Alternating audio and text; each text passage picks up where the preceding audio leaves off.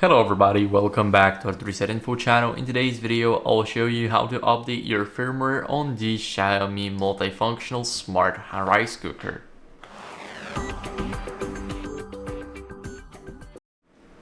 So first, what are we going to do is we're going to click on the rice cooker right here. We're going to click on the three dots and go to firmware update. Now here's where you make sure that it says current version is up to date. You cannot check it otherwise. It will check automatically once you click here. And I am on the latest version, but if you guys are not, then I recommend you updating. This is very important for every single device in your home to have an updated software. So that's basically it for the video. I hope it was helpful. If it was, then leave a like, subscription, and a comment, and I'll see you in the next one. Bye.